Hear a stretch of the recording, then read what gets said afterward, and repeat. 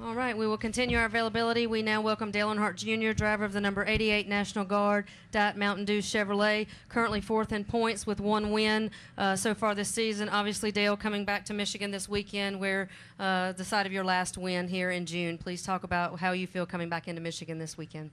Just really anticipating getting on the racetrack and seeing what kind of speed the car's got and seeing how comfortable the car is. They changed the tire a little bit, so just anticipating going to work and trying to find some good comfort and good speed and trying to put a good effort in this weekend. All right, we'll take questions for Dale. Please raise your hand. We'll get a wireless mic to you. We'll start up here with Lee, then go back to Claire. Lee Spencer, Fox Sports. Congratulations on the National Guard. Can you talk a little bit about that? And as a driver and an owner, how do you figure out what fair market value is when hiring a driver or doing a contract yourself? I know your sister does that, but you know, when you look at the big picture of the big picture, how you get sponsorship, how you get what your souvenir sales are, wins, making the chase, all kind of things have to figure in. I mean, is there an easy formula for that? I think it's just probably different for everybody. I'm not sure how to figure it out in a cup level because the numbers are so big, and I don't really deal with that end of it. But in the nationwide level, it just depends on the driver's experience and obviously his performance, if he has had any performance in the past. You kind of also, you number crunch throughout the year and your ability to, draw certain numbers per race depends on the track and the market. For a standalone race, it's quite difficult to find sponsors, but for companion events, they like to be where the NASCAR, the Cup guys are, and they like to be at the bigger events. So, it just depends on the tracks themselves. Okay, we'll take next question from Claire, then go to Nate and Marty. Claire B. Lang, Sirius XM NASCAR Radio. Are you relieved on the National Guard front, or you're more focused on the driving and some thoughts on that coming down?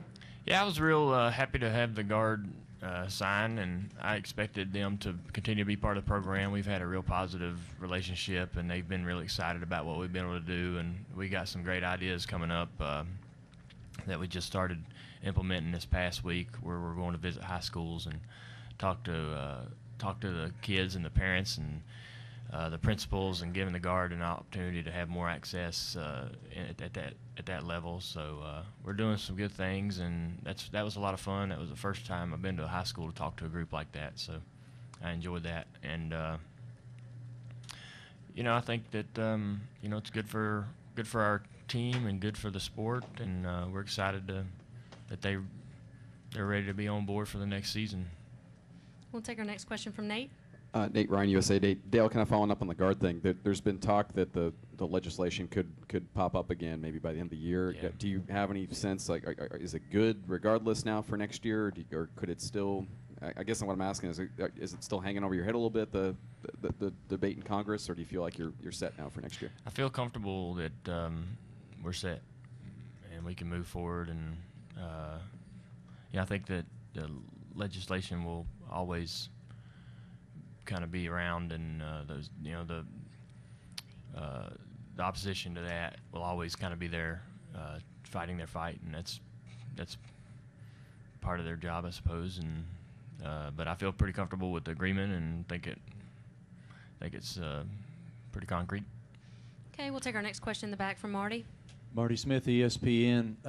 Dale, what was it like to come back here? What's it like to come back when you were the guy that won here the last time we were here?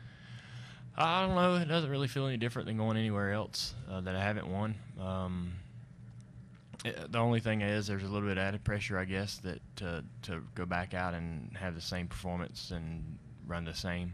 I know that that's not always likely. We go to Pocono in rather short span of time, and you'll run quite differently each time you go, even though they're only about a month apart.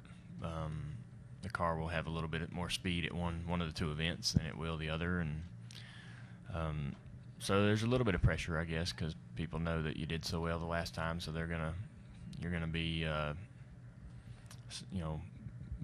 focused on a little bit more throughout the weekend. But I feel pretty comfortable we'll be fast, and we should be able to go out there and compete for the win. If we don't, I'll be pretty disappointed. Okay, we'll take our next question here from Terry, then come to here to the left, then over to Bob. Terry, you have a question? You didn't? Okay, we'll take a question here to our left, right behind. Yeah, going off that, Anthony Sabella, WLX TV up in Lansing. What was your strategy last time, and do you have one this time? Or talk maybe a little bit more about the track as well. Yeah, I don't really have a strategy. You just go out there and try to lead and get to the front. If you're not in the front, get to the front, pass the guy in front of you. Pretty simple. Run as hard as you can every lap. The tires are, held up really well last time. The track's really smooth. You just run as hard as you can every lap. There's really not much to it. You don't have to save tires or do anything. It's pretty much laid out there for you. I think the track should be in great shape. The truck guys have been out there burning it in for us and getting it ready to go, so we should be able to hit the track right off the bat and feel pretty comfortable that the track's real similar to, closer to what it'll be like on the race on Sunday than it was the last trip we were here. We really had a pretty green racetrack when we showed up, and it changed throughout the weekend as we laid rubber down, and the track's a lot closer, a lot more rubber on it today than a little bit closer to what it'll be like on Sunday, so we shouldn't see such a big swing in the balance of the track and how the track changes throughout the weekend as we did the first trip.